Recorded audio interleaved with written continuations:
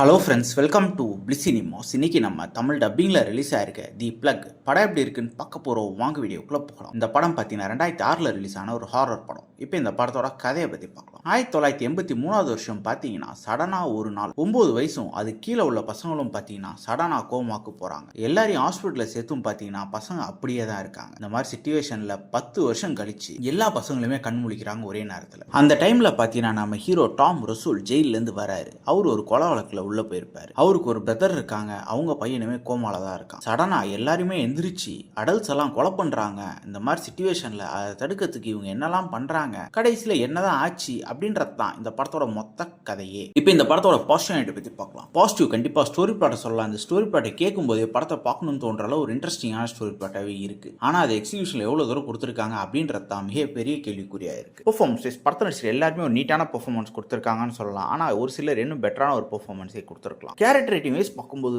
எக்கச்சக்கமான கேரக்டர் காட்டுறாங்க. யாரையுமே மிங்கிளாக உட்காந்து நம்மளால படத்தை பார்க்க முடியல. படத்தில் அந்த பசங்க அடல்ட்ஸ் அட்டாக் பண்ற போர்ஷன்ஸாக இருக்கட்டும், அது மூலியமா இவங்க பண்ற ஹாரர் எலிமெண்ட்ஸ்லாம் பார்க்கறதுக்கு ஓரளவு நல்லாவே இருந்தது. ஆனால் அதையுமே இன்னும் பெட்டரா பண்ணிருக்கலான்ற மாதிரி தான் இருக்குது. டெக்னிக்கலி படம் ஓரளவு ஓகேவா இருக்கு. சினிமோட்டோகிராஃபிலாம் நல்லாவே இருந்தது. இந்த படம் 2006 வந்ததுனால கொஞ்சம் டல்லா தான் இப்போ பார்க்கும்போது இருக்கு. மேபி அன்னைக்கு டேட்டுக்கு நல்லா கூட இருந்திருக்கலாம். சவுண்ட் எஃபெக்ட்ஸ் பிஜிஎம்லாம் நல்லாவே இருந்தது. ஸ்கிரீன் பிளேஸ் பார்க்கும்போது ஒரு இன்ட்ரெஸ்டிங்கான ஸ்டோரி பிளாட் எடுத்து பயங்கர ஃபிளாட்டான ஒரு ஸ்கிரீன் பிளே வச்சு பெருசா இன்ட்ரெஸ்டிங்கா இல்லாத மூமெண்டா வச்சு எடுத்து வச்சிருக்காங்க. இவங்க அந்த ஹாரர் போர்ஷன்ஸ் இன்னும் பெட்டரா எடுத்திருந்தா கண்டிப்பா அந்த படம் வேற லெவல்ல இருந்திருக்கும். மொத்தத்துல என்கிட்ட கேட்டீங்கன்னா அது ஒரு பிளேவரேஜான படம் தான். வேணும்னா ட்ரை பண்ணி பாருங்க. படத்துல அடல்ட் கண்டென்ட் இருக்கு. ஸோ ஃபேமிலியோட ட்ரை பண்ணாதீங்க. இந்த படத்துக்கு IMDbல 4.5 கொடுத்திருக்காங்க. நம்மளோட ரேட்டிங் ஒரு 4 மார்க் கொடுக்கலாம். இன்னொரு வீடியோல சந்திக்கலாம். தேங்க்யூ.